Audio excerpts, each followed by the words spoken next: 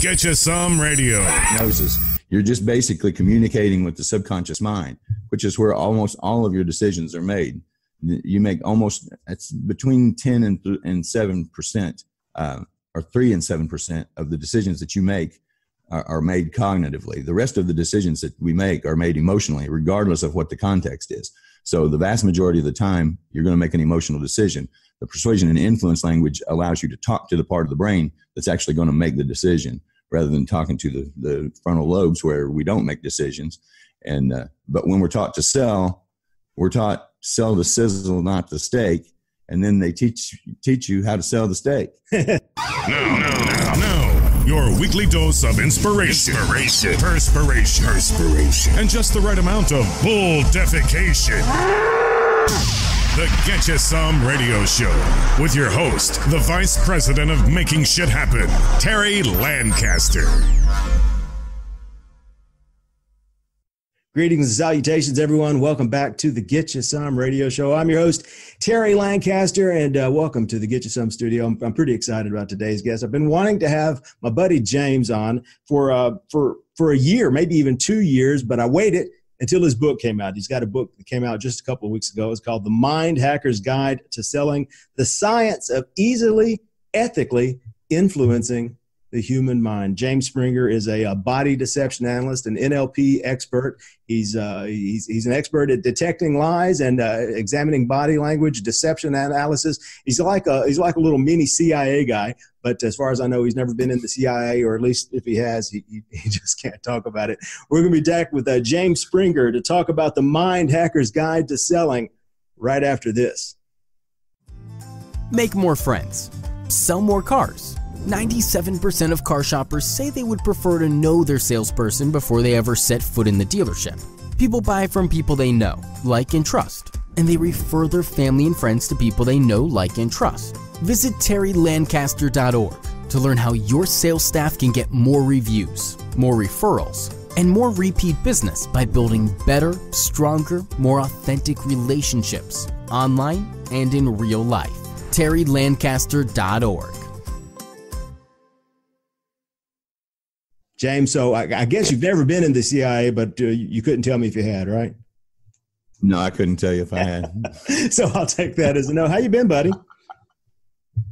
I've been well. How about yourself? I'm doing fantastic. I met James a couple of years ago. We're both in an organization here in Nashville called the Nashville Association of Sales Professionals, and I've seen him speak there on deception analysis and body language. And every time I hear him speak, I get some new information about this stuff. And I was very excited when the book came out that he kind of jumbled everything in, everything that I'm fascinated in. It's body language and deception analysis and NLP and the language of selling and how to form hooks in the brain. So James, tell us about it. I'm going to phrase this question in a way you would appreciate. In what ways can the Mind Hacker's Guide to Selling improve lives? Well, there's a number of ways that it can. I believe that salespeople are leaving tens of millions of dollars on the table every year, not because they're bad salespeople or because they've got an inferior product or they don't have a price advantage. I think a lot of it is just because they're not given they're not given all the pieces to the puzzle. You know, when I was trained to sell, I wasn't taught this stuff. When I trained salespeople for years, I didn't teach this stuff because I didn't know it. So, you know, a lot of the things that are now science back when we were young were considered to be parlor tricks and hoodoo type stuff, woo-woo stuff. And now science has proven all of those things to be actual science. So there's things that you can use that will, like I said on the top of the book, to ethically persuade the human mind. And, you know, people ask me if some of this stuff is manipulation, and in a way, yes, it is. I mean, if you say manipulation is bad, then no, it's not. If you say manipulation is just forcing a choice or assisting a choice, then no, it's not bad. Persuasion and influence is just a way to get a person to do what's best for them, as long as the person is ethical. And I stress ethics when I teach this stuff, because a person who's unethical and really dives into these 5 keys can do a lot of damage. So, you know, I always try to teach, you know, and make sure that people are ethical, that I teach this as much as possible. So you mentioned as far as helping salespeople, I'm sorry. Yeah, so you mentioned that. Let's talk about the 5 keys to successful communication. Break it down for us. What are the 5 areas that you talk about and emphasize? All right, in the book, the 5 keys to powerfully effective communication are personality profiling, body language, perception analysis, microexpression analysis, and persuasion and influence linguistics. Yeah. And persuasion and influence linguistics is where you're getting the NLP part of it. Actually, it's not NLP. NLP plays a part, but the biggest part comes from what's called conversational hypnosis. It's not, deep trance hypnosis. It's just basically a way to communicate with the subconscious mind directly rather than having to process and filter through the conscious mind. Conversational hypnosis, you say? Yes. All right. So NLP, what? Like I say, it's not going. Go ahead. Go ahead. No. Well, it's not like you're putting somebody in a trance and doing the things that you can do with deep trance hypnosis. You're just basically communicating with the subconscious mind, which is where almost all of your decisions are made.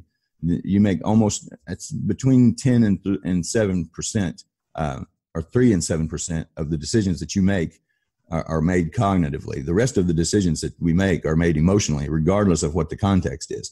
So the vast majority of the time, you're going to make an emotional decision. The persuasion and influence language allows you to talk to the part of the brain that's actually going to make the decision, rather than talking to the frontal lobes where we don't make decisions. But when we're taught to sell, we're taught sell the sizzle, not the steak. And then they teach you how to sell the steak. They don't teach you the sizzle. They don't teach you what the sizzle is. And the sizzle is an emotional attachment to your product or service. Once you get somebody emotionally engaged and attached to your product, it's a lot easier to sell them. So how do we start with, how do we get emotion involved? How do we get people thinking with the emotional side of their brain and foregoing the logical part and relying on emotion? Well, we can't stop the emotional mind from making the decision. And that's why it's so futile to speak to the conscious mind, because the unconscious mind is going to make the decision either way. But the way that you do it is through the 5 keys. Personality profiling is critical, because it's the gateway to all of the rest of the keys, because understanding a person's personality, and I teach you an easy way to do it. It's not like, an assessment would be great where you had a 50-page report to look through, but you can do a really quick personality assessment just by knowing whether a person is introverted, extroverted, people-oriented, or task-oriented. And if you know those 4 things, then you know what their personality complex is, and you can basically communicate with that person on a level that they're accustomed to, or that they prefer to be communicated with. For instance, my type personality doesn't like a lot of minutia. We don't like a lot of details. So if you come to me with a sales presentation and you got a bunch of spreadsheets and pie charts and all this stuff, you'll lose me. I want the top line, the bottom line, and no fluff.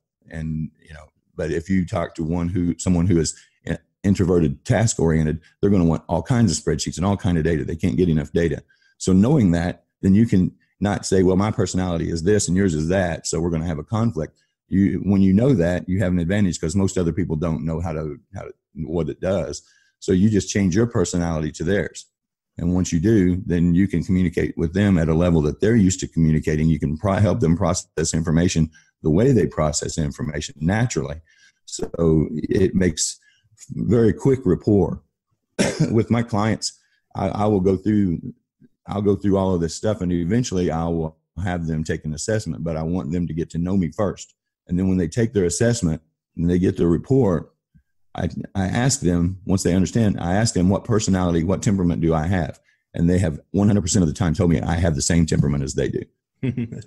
So you're basically, everyone is a combination of two spectrums, I guess, introvert and extrovert, and task oriented and people oriented. So you're an extrovert and task oriented. Task oriented. Yeah. So and you compare all this to the DISC analysis, which would make you a high D personality. So you're extrovert and task. Off the charts D.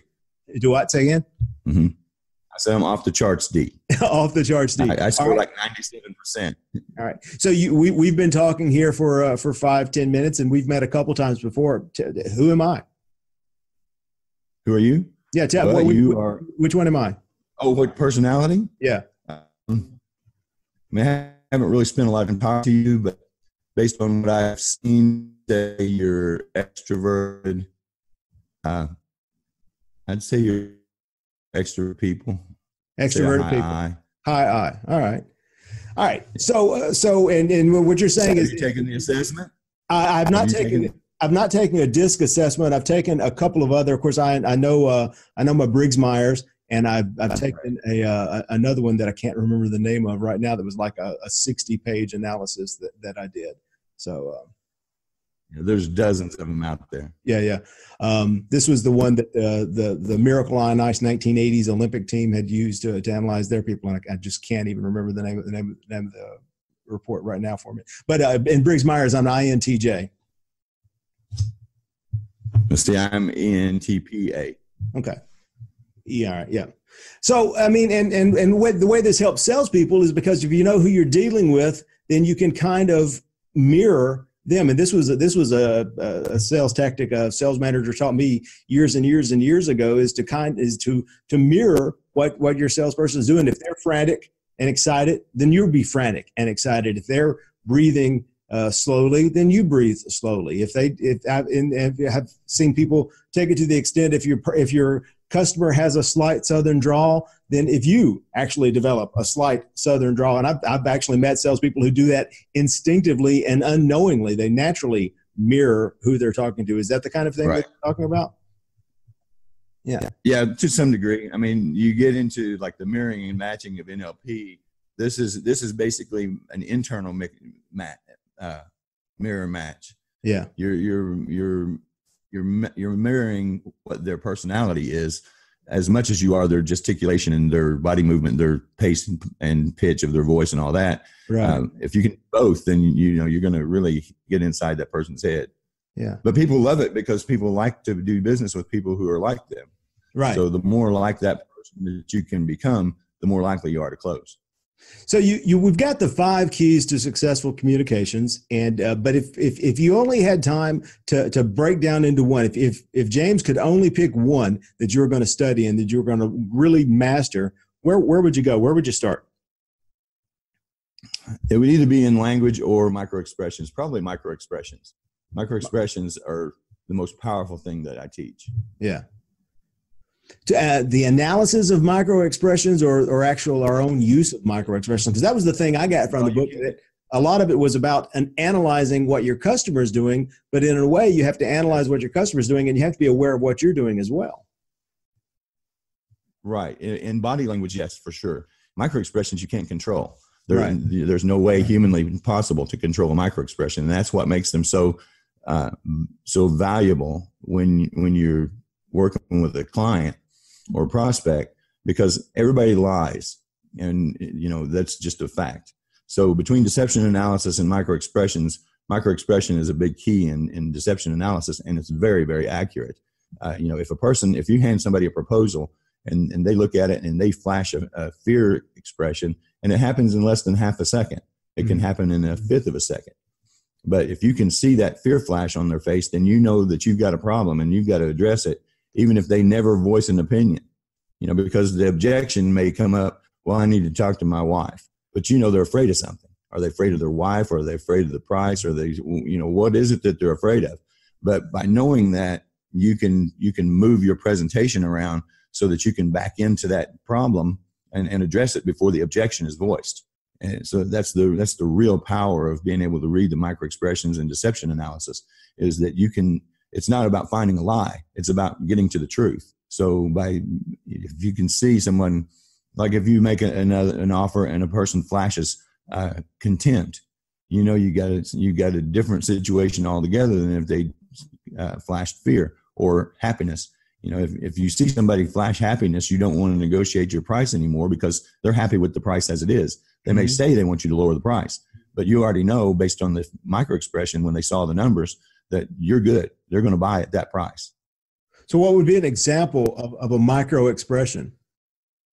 You mean do one? Do what? Say again? You mean to do one? Because they're, like I say, it's very hard to... How do we recognize it? Well, there's 7 basic emotions that a person's going to express, and there are combinations that can happen as well. But 7 basic emotions are happiness, sadness, contempt, anger, fear, and surprise, and I always lose one when I'm going through the list. That's right. It's 6 and then neutral. So that's basically what they are. So it's just knowing. And one of the problems that people have is if they see one expression all the time, that's going to be pretty much the only one that they can tell you it is. Mm-hmm. We think we can read people's faces, but really we can't. It's kind of like a smile. Smile is a good example because a smile doesn't occur here. It occurs here. And so if a person smiles, it's like if you ever look at people's pictures and everybody's smiling, but nobody looks happy. It's because the smiles are not a true smile. They're a lip smile. Right. So when a person smiles, the orbiculus oculi muscles around the eye will contract. And it's very difficult to do that intentionally. Only I think about 10% of the population can actually flex those muscles and make those wrinkles appear on the corner of the eye. So if a person, now on a micro expression, just a turn of a lip, the turn of the corners of the lips tells you that they're happy with it. But a true smile is almost all in the eyes. So that's micro expressions. That's the small. Let's talk about the macro expressions. Let's talk about body language. How do we read body language? How do we recognize body language? And how do we that body language, because that is something that we can control. And one of the things that I have an interest in is that our own personal body language affects us. That the way we stand affects the way we think. The way we gesticulate affects the words we say. Absolutely. Yeah. Absolutely. I one of the things that I teach in the book is that you've got a big feedback loop that occurs. The technical terms for what I teach is neuropsychology and psychophysiology, which is a feedback loop. Your neurology affects your psychology affects your physiology, and your physiology reflects in your neurology. So then that changes your psychology, and then your physiology, and then your neurology again. So you get into this big loop of these three components. It's very difficult to just change your neurology because it's hard to tell your nervous system to change. Your psychology, you might be able to change, but the one thing you can certainly change is your physiology. Mm-hmm. And, like you say, I was talking to somebody the other day, they're having a problem with their health and they don't feel well. Well, they have a bad neck and their head is down. Mm-hmm. And I told them, I was like, show me depression. And that your head goes down, your shoulders come in, and, you can't help but become depressed if you hold that posture for any period of time. So same thing so if you're in a feedback loop that's negative, if you just change your posture and your body positioning to one, Amy Cuddy calls them power poses. Yep. Where you go in like a Superman pose, Wonder Woman pose, the victory pose with your arms up, even sitting back with your feet crossed on a desk is a high power posture. Mm-hmm. And if you do that for 2 minutes, you'll increase your testosterone levels by about 20%. So you're going to change your neurology, you're changing your body chemistry, and you're changing your psychology all at one time just by changing one thing. So when you watch a prospect, if they're sitting at the desk and they're all tied up in knots and closed down, you're going to have a hard time getting them to do anything because they're not open. And that one thing that you see people talk about all the time is like, well, what does it mean if my arms are crossed? Well, It doesn't mean anything if you're crossed, unless you're doing something else. I had a guy one time at a meeting, he said, oh, you're the body language guy. And I said, yeah. He said, what does it mean if I cross my arms? And I said, it doesn't mean anything except for your foot's pointed towards the door. So I know that you're done with the conversation. You're wanting to get away. And he said, well, yeah, I didn't need to go pay my check. And I was like, yeah, you're telling me that with your body. But it takes more than one cue to show you what a person's actually got going on. But those, if you got a client or a prospect that's drawn in like that, that's small, number one, you have a little bit of an advantage over them because their psychology is all jacked. But the other thing that you want to do is you want to get them open. So if you hand somebody a piece of paper to look at, hand them a pen, hand them something to get them to open their posture back up. Mm-hmm. Something to get them to sit back and open up, then you're going to have a much better chance of building rapport, being able to, because you certainly don't want to mirror that posture. Right. You'll never get done if you start doing that. Yeah. But you can, to a certain degree, to try to lead them back out. But the easiest thing is just to hand them something, tell a joke, do something to get them to lighten up and relax a little bit. So let's go back. You talked about the Amy Cuddy power poses and how standing that way or maintaining that position will affect your body chemistry and boost your testosterone by 20%.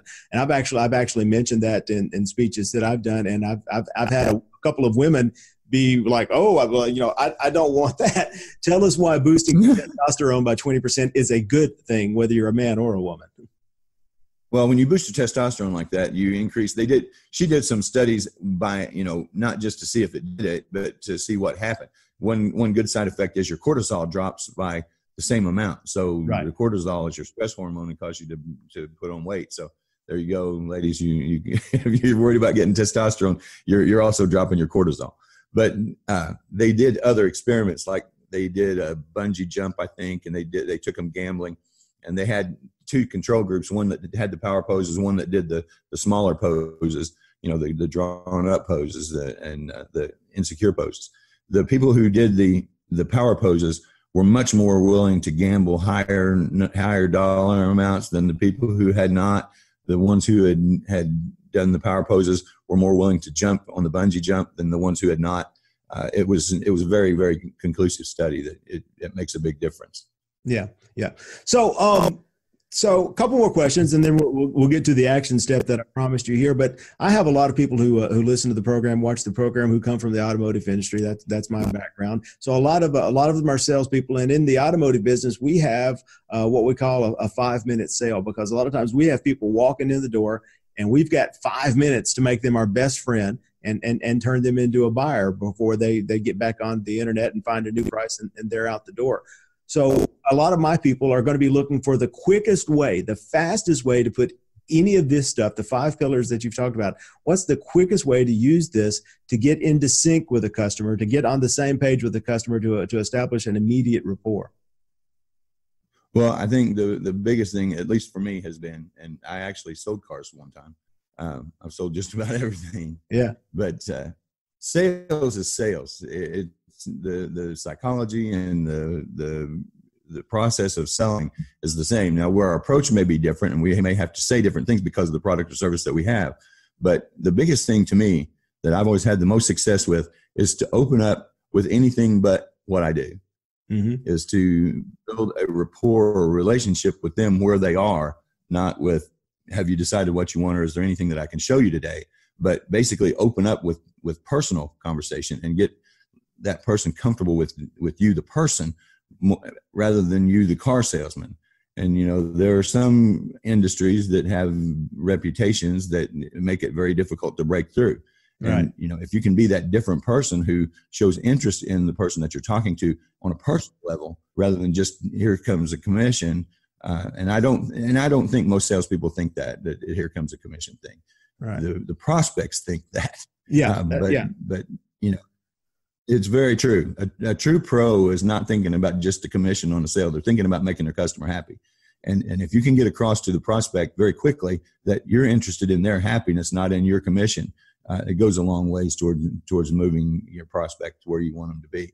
And car sales is tough because nobody likes to buy a car. Car sales is like the dentist of the sales industry. Yeah. It's very tough. But getting people comfortable and meeting them at their level just to build that rapport. And you can build rapport very quickly, especially if you go through the linguistics chapter of the book, where you learn to talk to someone in a way that goes into their subconscious mind. You can make somebody like you almost instantly. And yeah. I've had people say, how in the world do you get people to like you so well? When I'm a really unlikable person. If you know anything about the DISC profile system, I'm not a likable person. Yeah. But I can shift myself to be the person that they like. So what is one? What's a great opener? Guys, got a couple standing there. They're walking around the cars and they're closed up. You can tell they're nervous and they don't want to be there. And you have to approach them. You have to build a rapport. You open your mouth. What comes out? How you doing? Just something. And not how you doing and what kind of car are you looking for, or how you doing, and then go right into your car. But if they got kids with them, comment on the kids. Yeah.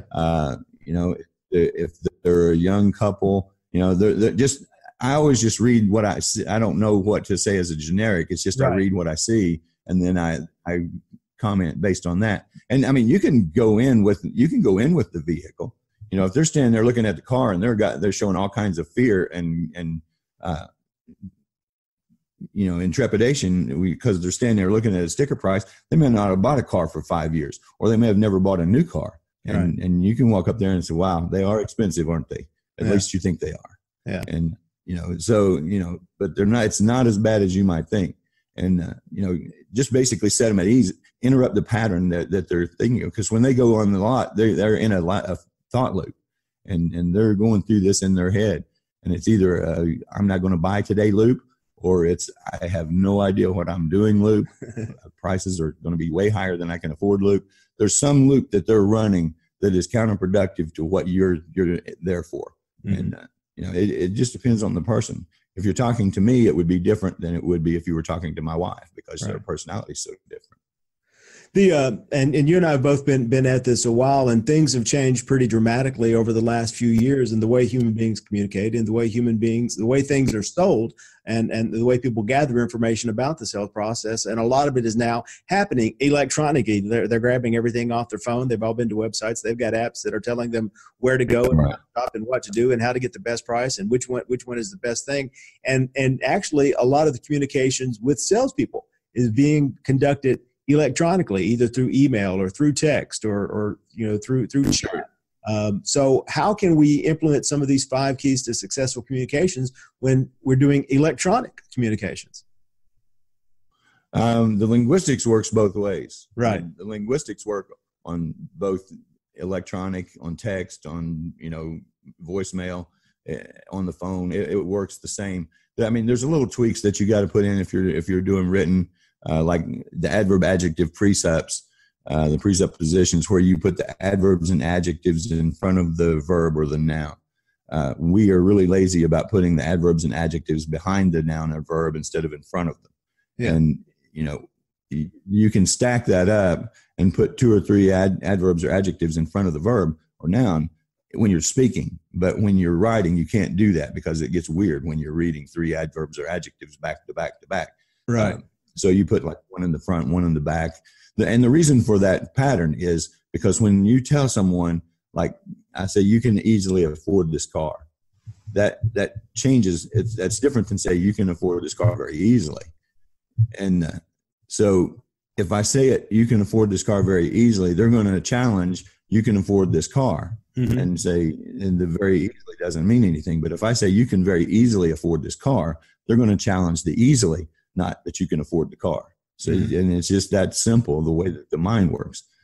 You got a much better chance of getting an affirmative there than you don't. The other thing, and I did it just now, I don't know if you saw it, but I saw it in the screen, even though I'm supposed to be looking at the camera. When you say you can easily afford this car, and you're shaking your head no, that person doesn't know how to read body language. Right. But those symbols are so primitive, they're imprinted in your brain. And they may not realize what they saw, but they will. The subconscious will pick it up. And you may say, you can easily afford this car, but if you're shaking your head no, even very slightly, they're going to pick it up, and they're going to say, well, I can't afford the car. Right. So you got to be very careful that you're being honest. And what you said is true, not only from the standpoint of communicating back and forth, but also salespeople have been put in a very different situation now than they used to be. We had all the information. Oh yeah. And prospect was at our mercy we could be honest or dishonest with them if we wanted to be. And of course, honesty is always stressed, and professionals are honest. Salespeople, hacks are not. Mm-hmm. But a true professional is honest. But we can't know everything about everything and everything about every model of car. I mean, if you memorized everything about every model of car on the lot, you would be an amazing person. You would be, you wouldn't be selling cars. But when someone comes to you now, they've been on the internet for who knows how many hours researching all of the packages, all of the prices, what the dealer incentives are. They know exactly what the dealer pays for the car. And so now the salesperson not only has to be able to get the person to like the car, they also got to explain to them why the dealer should make money on the car. because, you know, it's one of those mystical things that they expect you to not make any money and just make it up on volume, I guess. That's right. But, you know, you have to be able to justify your price. Yeah. And where used to, it was not as difficult to justify the price because they weren't as educated as they are now. Yeah. So, you know, being able to be convincing and persuasive is even more critical now than it was when you and I were coming up. Yeah, I tell everyone now that your customer, 99% of the time, your customer is going to know more about the product than you are because they've been studying exactly that product. They know everything top to bottom, head to down, because they've become an expert in the last 10 days on exactly what they want, where you're trying to maintain your expertise on everything. So being an expert on the product isn't as valuable as it used to be because everybody's an expert on the product now, and your job is more often than not to sell the dealership, to sell the buying experience, because that's what they're not an expert on. Absolutely. So here we get to the good part that I promise everyone. These are all salespeople and entrepreneurs that watch and listen to the show. They're busy people. They're type A's. They've got people to go, people to see, places to go, things to do. You know, watching me run my mouth with my friend for 30 minutes a week is not high on their list unless they're getting something out of it. And I tell everyone that knowledge without action is just entertainment. And I'm not here to entertain you.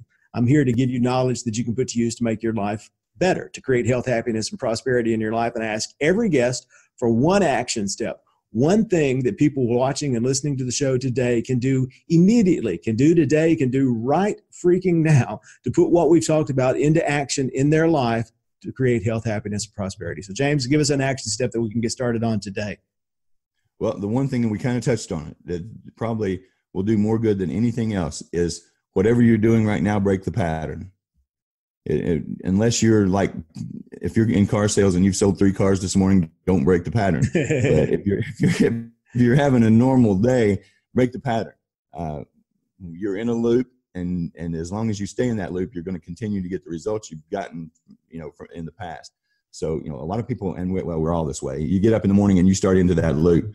If you can alter that loop, if you can break that thought pattern, then you can radically alter the way that your day goes. It could be power poses. It could be, you know, banging your head on the wall, just something to shock your nervous system out of that pattern to get you back, you know, on the ride. I've heard people talk about doing a rubber band on the wrist and stuff like that, but that's not enough of a shock to really do much good. Yeah. But, you know, and if you do a shock, if you give yourself some kind of a suggestion right after the shock immediately, your subconscious mind will latch onto it and think that it was its own. The other thing I would say is move your adverbs and adjectives in front of the nouns and verbs, and that'll make a big difference. That's in the book. It's part of it. But that's one of the easiest speech patterns to change that there is. It doesn't make you sound weird, but it does change the way that your communication goes into the subconscious mind of the prospect. And the book is The Mind Hacker's Guide to Selling: The Science of Easily, Ethically Influencing the Human Mind. James, tell us how we can get the book. It's on Amazon. Just look it up as The Mind Hacker's Guide to Selling. It's both Kindle and paperback. Or you can email me. You can email the site for the book as book at mhgs.com.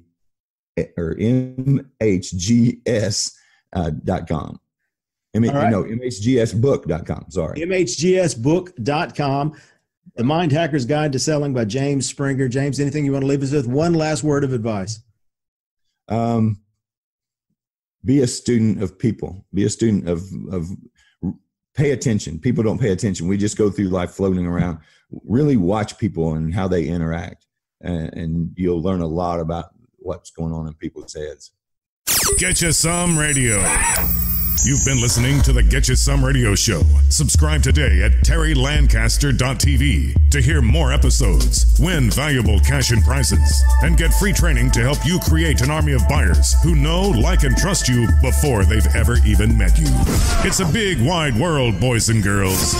Get out there and get you some.